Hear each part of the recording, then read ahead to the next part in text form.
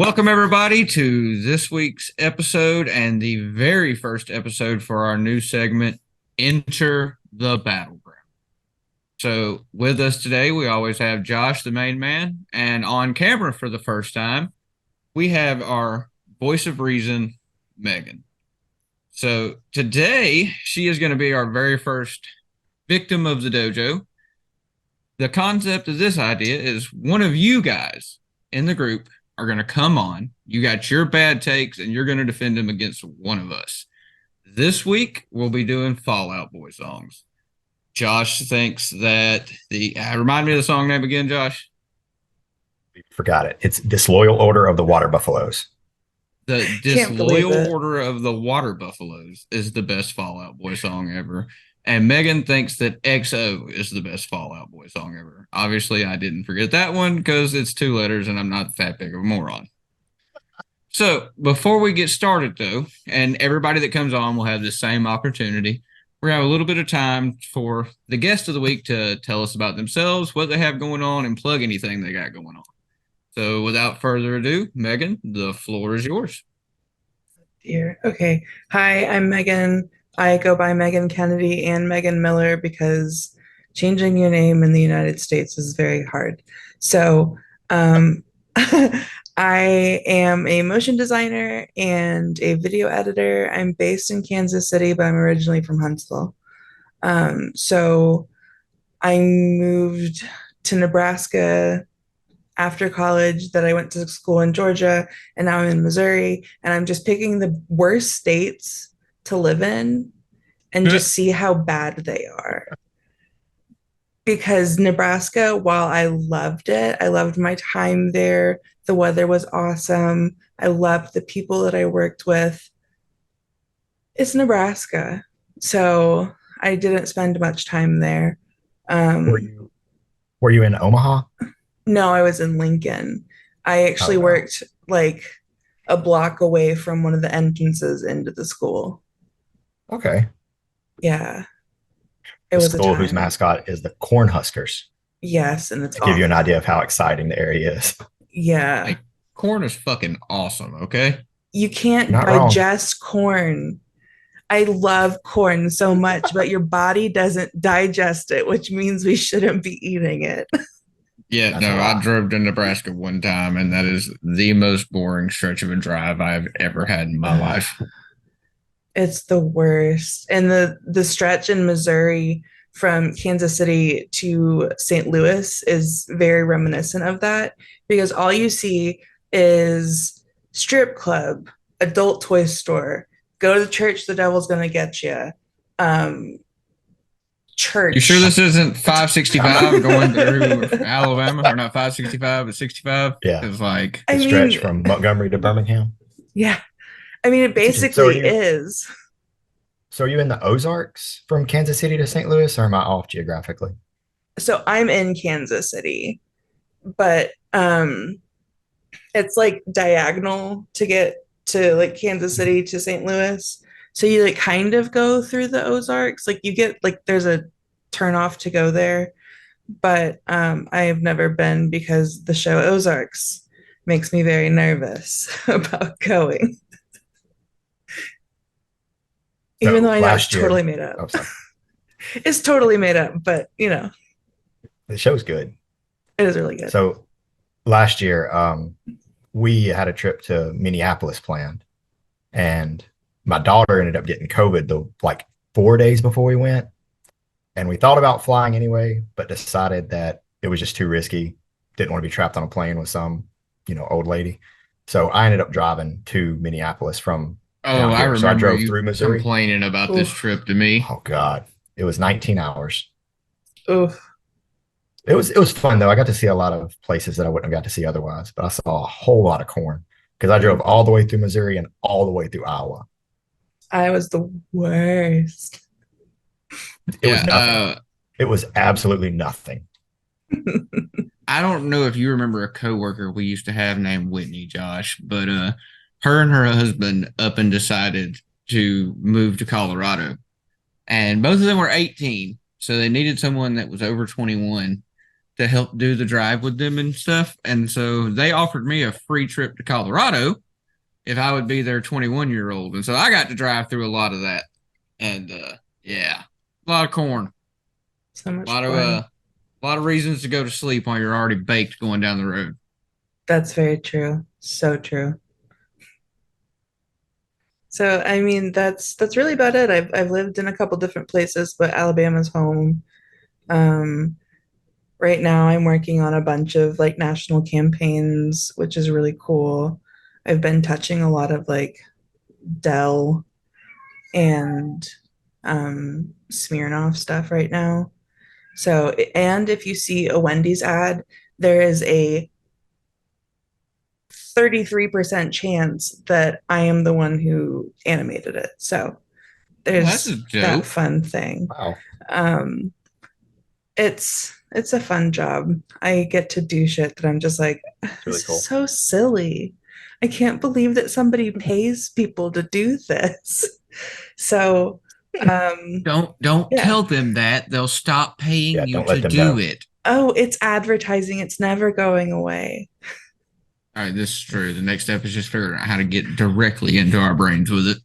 That's so true. Right. All right, so That's I know it. you got this short film that you've made that you're about to Oh release. yeah. Tell us a little bit about it. Give us a little Yeah. hype reel. I actually released it already because I'm not a patient person. So I decided that, I was like, fuck it, I'm done. I'm just gonna release it. And I might release like a more edited version, but it's already the 29th, so maybe not.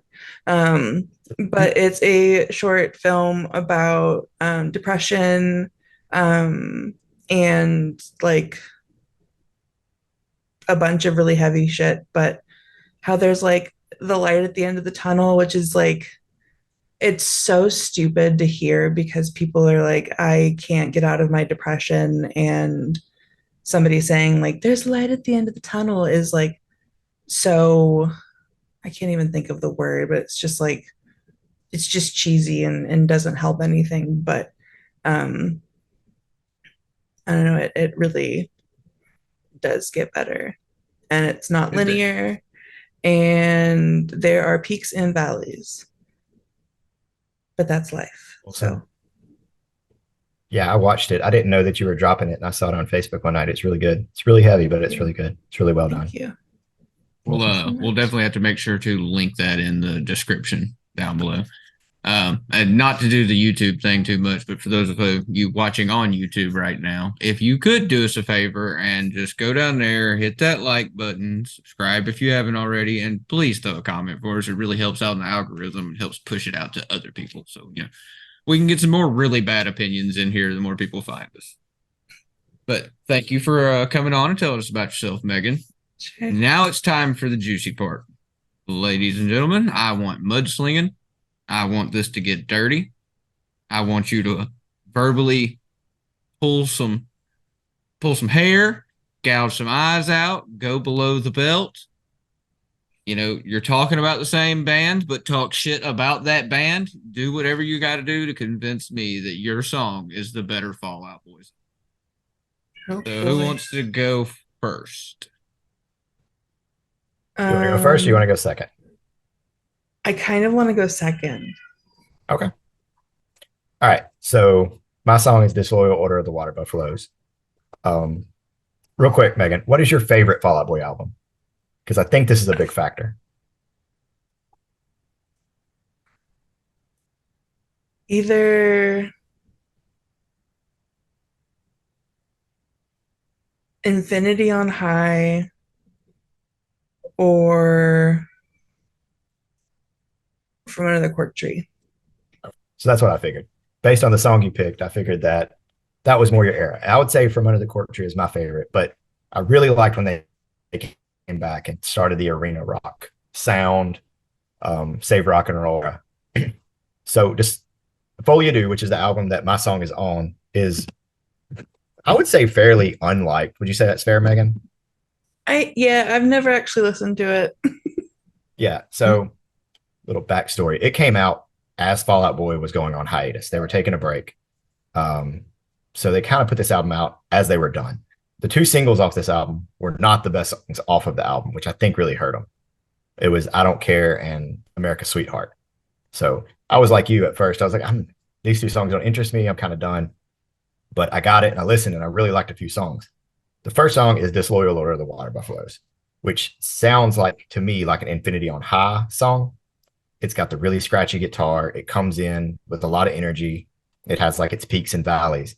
But I think the reason that I like it the most is because it's the only song they have that takes the best elements of that arena rock, heavy guitar sound and the elements of the really witty one-liners that really makes a Fall Out Boy song great. There's no cohesion to Fall Out Boy lyrics. It's all one-liner after one-liner, little witty things. I think Disloyal Order of the Water Buffalo has the best lyrics if you like that style. So my favorite lines from the song are, I'm a loose bolt on a complete machine. What a match. I'm half doomed and you're semi-sweet. Hey, editor, I'm undeniable. Hey, doctor, I'm certifiable. I'm pitching myself for leads in other people's dreams. And then the chorus culminates with boycott love, detox just to retox. And that's always been my favorite Fall Out Boy line.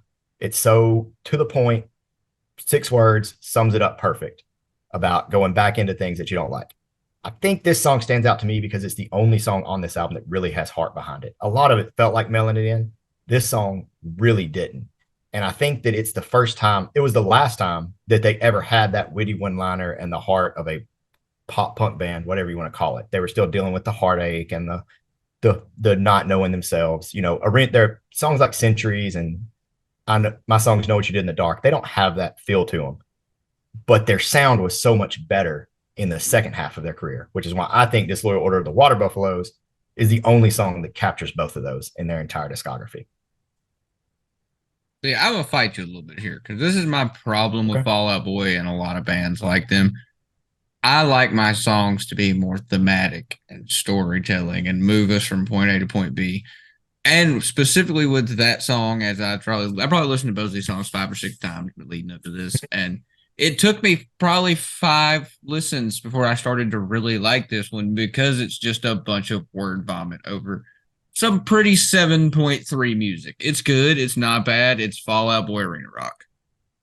So Yeah, I get it after listening to it 5 times in a row, but I have to listen to it 5 times in a row. and that might be why I like it because I used to listen to a lot of Fall Out Boy, and this is just the one that's held up the most. They have one song that you would really like. There's no way I'm going to remember the name of it because it's a novel, but it's Meghann. You might know it's the song on Infinity on High about the guy getting the death penalty. I think I know which one you're talking about, but song. I don't know those I think it's friggin' called "I Hear All the Ringing, but There's No Waves" or something. Mhm. Carpal Tunnel of Love. They had the dumbest Yeah. song Damn. names. I'm I So sorry. love dumb. rock music, but we have just got to stop naming fucking songs like this. And like I blame A Day to Remember for it becoming as popular as it did because those motherfuckers don't have 3 songs in their entire discography that actually make sense to the title of the song. To bomb the panhandle is, I would argue, is pretty on point. Okay, that's one of maybe 3. I'll be Tails, you be Sonic. Yeah. Are we writing songs about Sega characters now? No. Fall Out Boy has a song called "I'm Like a Lawyer the Way I'm Always Trying to Get You Off." Yeah. Just want to It's throw that out pretty there. it's God pretty damn it. good. God It's a good damn song. it. God damn it. It's a really good song. Yes. All right, Josh. So that was a really good expose for the Water Buffalo song. I like it. I do. After hearing it, again 5 or 6 times in a row, I get where you're coming from. So I like your point. Now, Meghann, tell me why the song that I said sounds like it belongs in a Sonic game, which was my original scale for Fall Out Boy songs, is the better song. Okay, so basically, like, first of all, it is one of very few story songs within Fall Out Boy's early discography. It's a lot of, I'd argue actually that you see less of story songs as they go on, as they kind of go into the arena rock category. It's more, I think, Centuries when I think of like arena rock now, kind of like what you brought up. But Like the shifts in tempo are really interesting. It really guides the listener along. It's easy for me because I can visualize like what they're saying. Like as they're singing it, I'm like, obviously, there's a Bible in a drawer. Like I can visualize this. So I don't know. And the whole like super dramatic love never wanted me like shouting part. Um, but there's like a nice variety of um like different styles, especially like the guitar vibes in there. There's like a couple of different styles, I would argue. Um, but it's just like it's mostly just a really good song and a really, really impressive end to a really impressive sophomore album. Okay. Um, I'm gonna do the same for you that I did for Josh. I did again listen to it about 5 or 6 times before we got here, and it is a really good song. It does, give a nice story, but just as much as I like it for this reason, it does sound like it belongs in a Sonic game. And there's a lot of Fallout Boys songs that do that. It's very move forward, move forward, move forward sonically, and I don't mean hedgehogly. I mean, how it sounds. So, Go ahead, Josh. one thing I like about that song that Go Slow Order doesn't do, that a lot of the best Fall Out Boy songs do, is the way the words roll off of his tongue, the way he says, love never wanted me, like the way it rolls. Also, the little symbol at the start. I'm not a music person, so I can pick up on little things like that, and they keep me entertained. But the way that they lead in with that same like scratchy guitar and that little symbol, and then it goes. It's a really good song. Lyrically, it's kind of similar to Sugar We're Going Down as far as Yeah. content. This is another thing Fall Out Boy album. does a lot that I like, but at the same time, like you'll be halfway through the song bopping and then get all sad because they sound like they sing just the saddest songs, and the whole time it's an upbeat. It feels like a fucking Sonic level. Like I'm having a good time, and then I realize, oh, this is about being a depressed fucking American 20-something. I've always thought that the bands that do that best, that do that thing where it's kind of a dichotomy, are the bands that's lead singer don't write the songs. Because Pete Wentz writes the songs, Patrick Stump sings them, and Patrick Stump's voice does not match whatever Pete Wentz is writing. Yeah. So it's very interesting. No, I really like EXO. It was really good. When you first told me that, I thought you were talking about the song 27, which is off Fallout, which is off Folia Do. And I was like, that's not a good song. So I was glad that it wasn't that one. But overall, I'd have to say I would probably listen to EXO more, but for content wise, it's the Water Buffaloes. Yeah, but I think I'm going to counterpoint both of you. Now, Meghann, you obviously have not heard this, right? No. And Josh, have you heard the whole thing or just seen like TikToks of it or whatnot? Oh yeah. No, I wouldn't listen to it. All right, so today, I think either today or yesterday, as we're recording this, Fall Out Boy dropped a new song, and it is a remix of "We Didn't Start the Fire," and they do a really, really good job of just keeping the feel of the original, like you said, by not making a statement on it. They just were like, "Yo, here's everything that's happened in the last 30 years, and we keep getting blamed for it, and none of it's us. It's just shit keeps happening." Yeah. I really like the fact that they didn't take the bait to make to make some kind of social commentary. They just wanted to make the statement that the world is pandemonium. And like, if you compare what they say in this song to what Billy Joel says in the original one, it's no comparison to things that they go through. And like, honestly, I didn't see Fall Out Boy being the band to do this. But like, when I think Fall Out Boy, I mean, honestly, I think preteen girl rock. Whatever is cool, listen to it. I listen to it. We all do. But I wasn't expecting the social statement that's not a social statement to come from them. I think that is like, especially millennials, that is a millennial experience. We got just old enough to start enjoying the world, and then the hits started coming, and they did not fucking stop. Right. Yeah, I think, like I said, his voice, he uses his voice really well on this song too. as far as hitting the emphasis and what to enunciate on and all that. He's just good at that. But Oh you're yeah, right. I I mean think that it sounds like a modern version of the original to the T. hmm yeah, I think I was really impressed by it. I know some people haven't been, and it's going to be hard to, like we talk about a lot. Nostalgia wins every time. It's going to be hard to beat the original for most people, but I thought they did a really good job with it, especially the statement in the non-statement is what really impressed me about it. Yeah, honestly, I wouldn't even try to put these on what to like. Oh, one's better than the other. These are just almost feel like a part one and part two.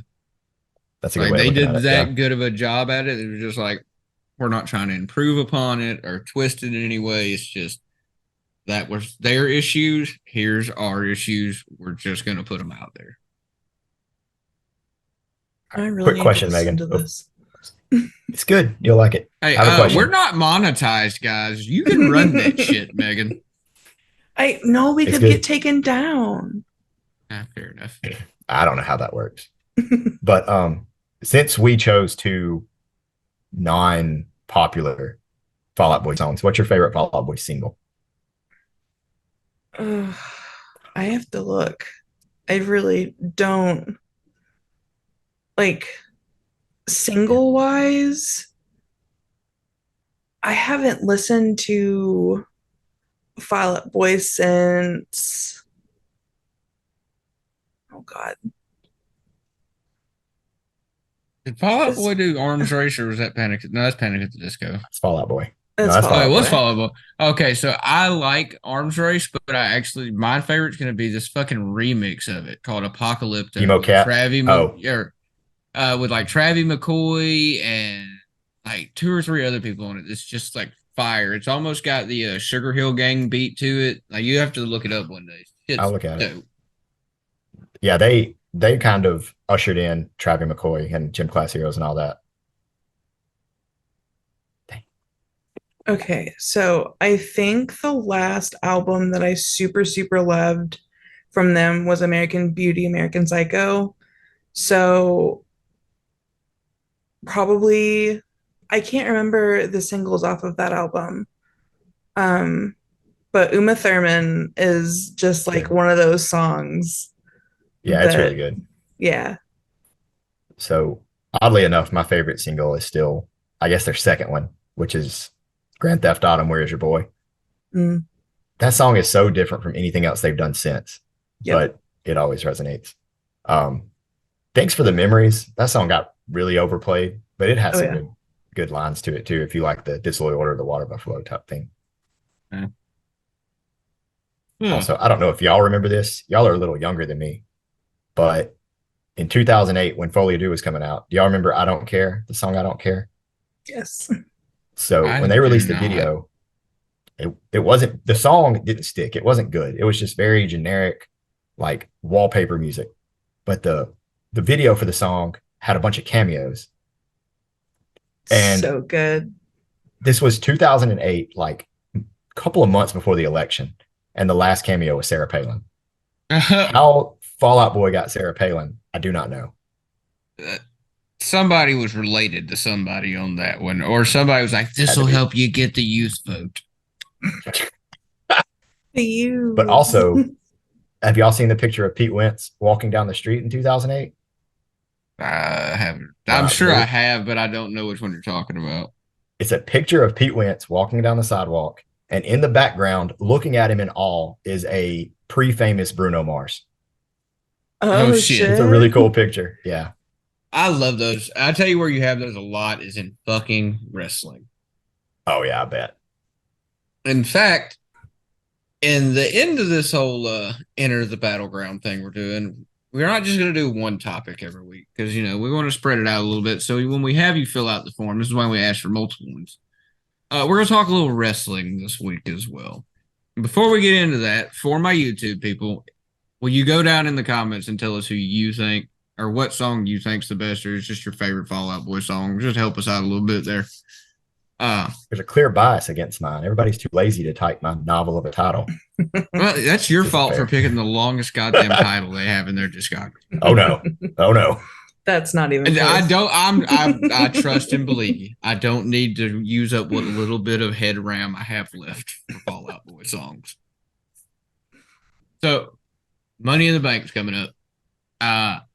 I'm not big on keeping up with wrestling anymore. Go figure. The guy who did it for 10 years doesn't like to watch it.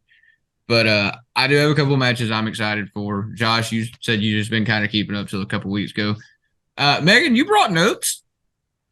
Oh no, this is for something different. For wrestling though, like of course like the Usos versus Roman Reigns and Solo Sikoa, like it's gonna be great because it will be.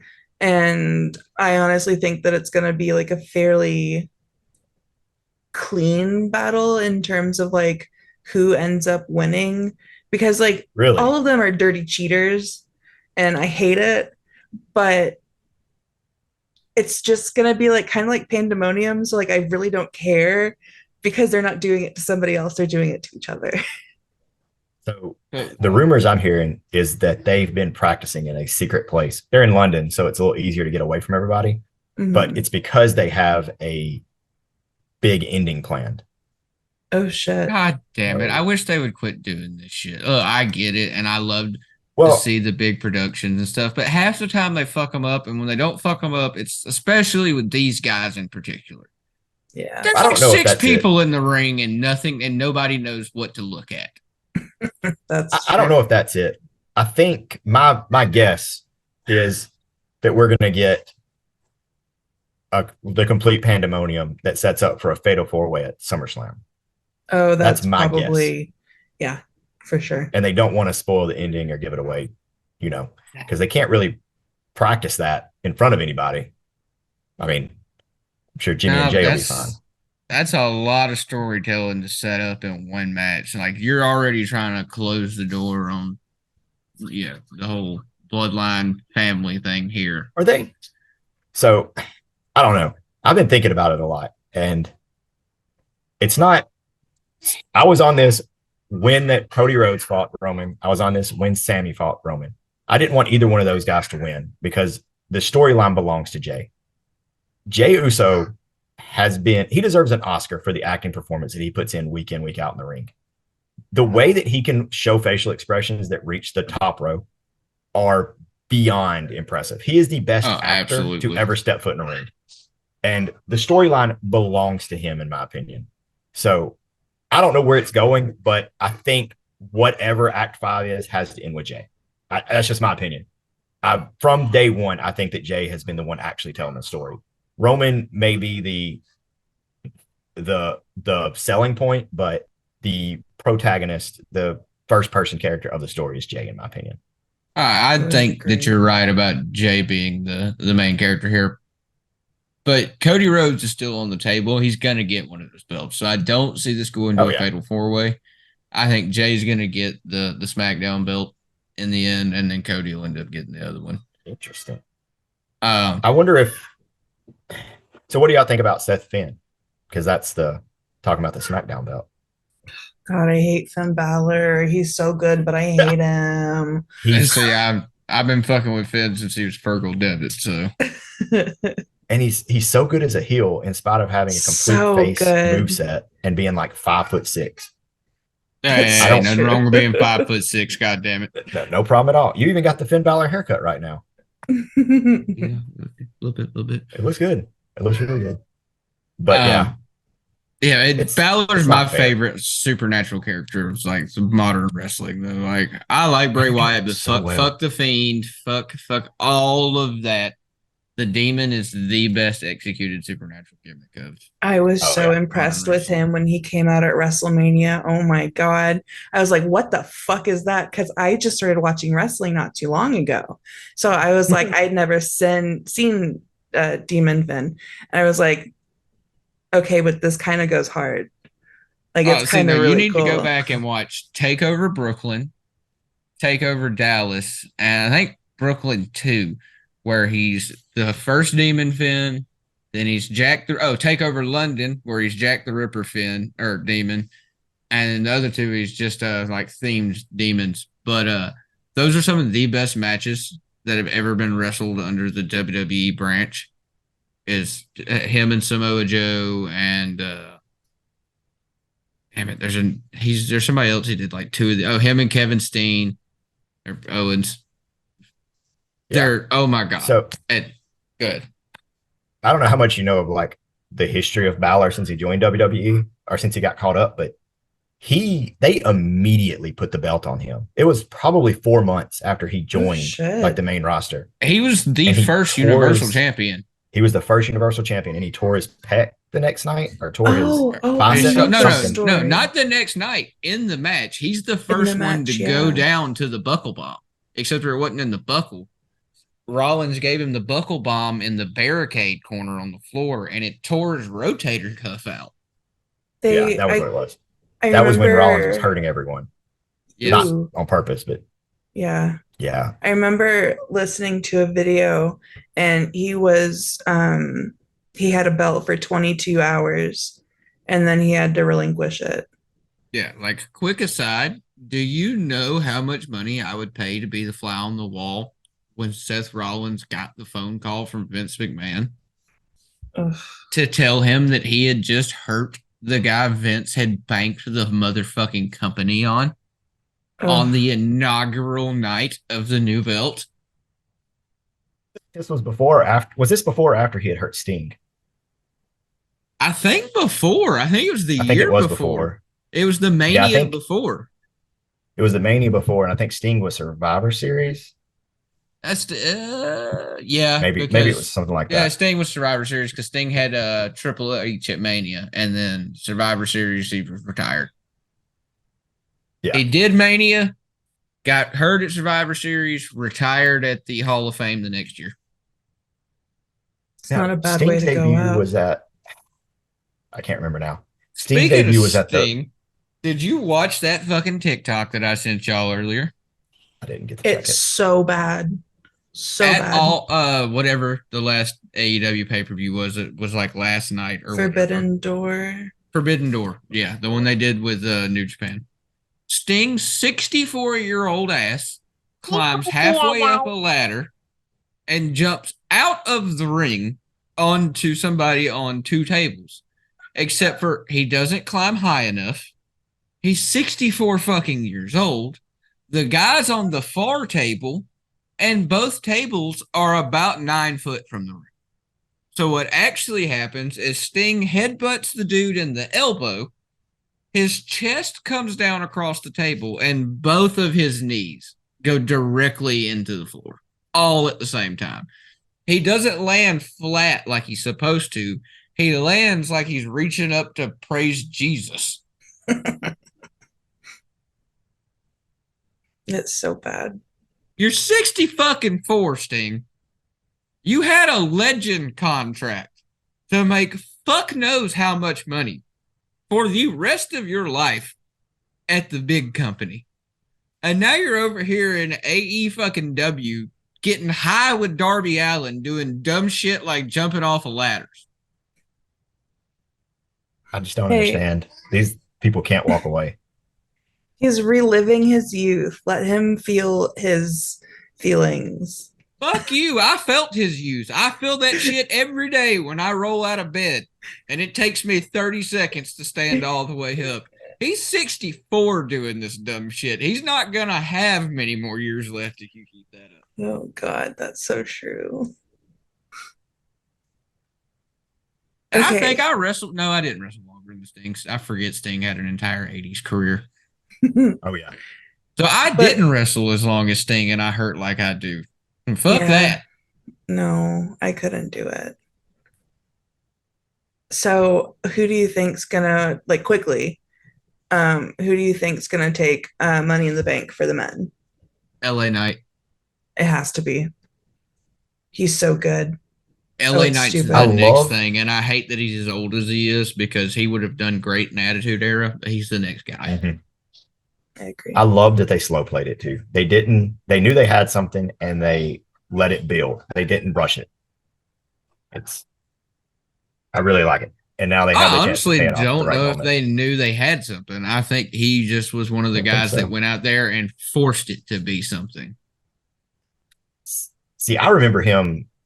I remember him having a lot of momentum when they stuck him with Bray in the Mountain Dew glow stick party match. If I at ever Rumble. see another Mountain Dew match, I'm gonna fucking quit watching wrestling for good. Man, as much as I like Bray Wyatt, I just have to agree that like you get stuck in a program with Bray Wyatt, your momentum dies.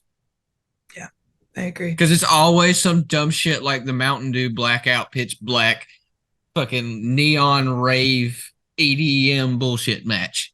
He just goes. He always shoots too far. He never. Yeah. He can't just have a match, and it's. I get it. Like it's what he wants to do, and he's a very creative guy, but still got to be about the wrestling at some point. All right, and for our next bit, Meghann, I hear you got a little treat for our buddy Josh over here, who absolutely hates office slang. So I'm gonna give you about 45 seconds. If you will just rattle his brain for me really quickly with a list of you have prepared, that would be. You don't have to do this. It would Do be it. my It would be pleasure. a wonderful treat. My pleasure. Thank you very much. You have 45 seconds on the clock and go. Okay. RFP stands for ready for proposal. Avails instead of availability. Hard out instead of I'm not answering emails after this date or time. KPI, key performance indicator. UGC, user generated content. Click-through rate. CTR, light instead of like, hey, I don't have anything going on. We just say, hey, we're light. If something is hot, that means that it's like due ASAP. Triple O or ooh, out of office. Creative check-in is CCI. Bulletproof, which is something that is obviously proofing something is like looking through something. End of day is EOD, but EOB is end of business. I hate how many of these I knew. I hate how many of these I already knew. And all I'm going to say is this is why ChatGPT is going to take over. All right. So for our last little segment here before we go, we're just want to give Meghann the floor one more time. Meghann, tell us where we can find you, where they can, if you're accepting any work or anything like that, or just anything you want to plug. Sure. My website is meghannkennedy.com, MEGHANNKENNEDY. I also am on Instagram at meghann.miller. I'm on Twitter at neonmark, and I just bitch and complain.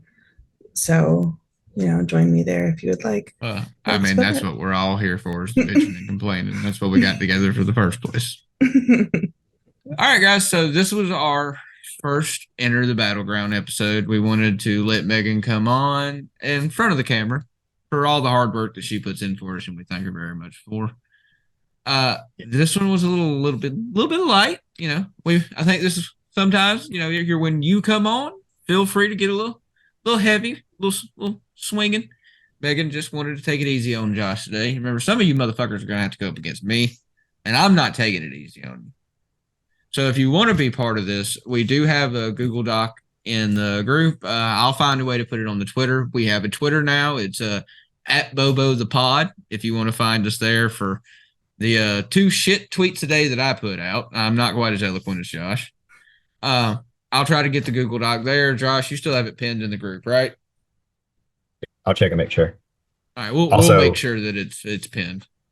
If you're looking for one that is going to have a little bit more feistiness, next week it's me versus Andy. So, yeah, we're sure it's going to get a lot more feisty. Absolutely.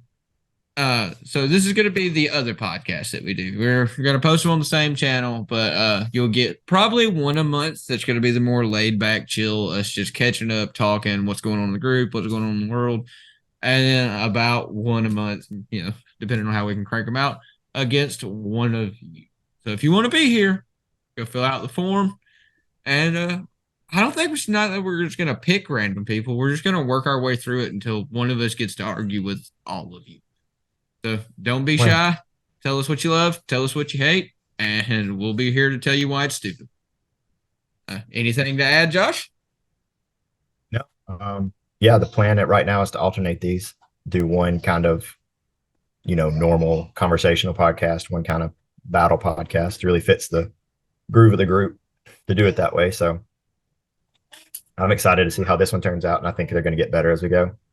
I think you're right. This one already feels like we did a little bit better than last time. So, Yeah. Meghann, thank you very much for being our first guest and coming on. Thank you for everything you do. Thanks for being our voice of reason behind the mics. So, And for those that don't know, Meghann is the one that designs the cover photo and the picture that I use when I post the polls. So y'all definitely see her work often enough, unless you block me at this point, which if you have fair, I understand. I mean, I don't know what you're still doing here, but yeah. All right, guys. Well, it's been a good one. I think I'm still gonna go with EXO. You tell us in the comments if you're on YouTube and if you're on Spotify or wherever else you get your podcast. Thanks for listening to us, guys. We'll catch you next time from the Battleground of Bad Opinions.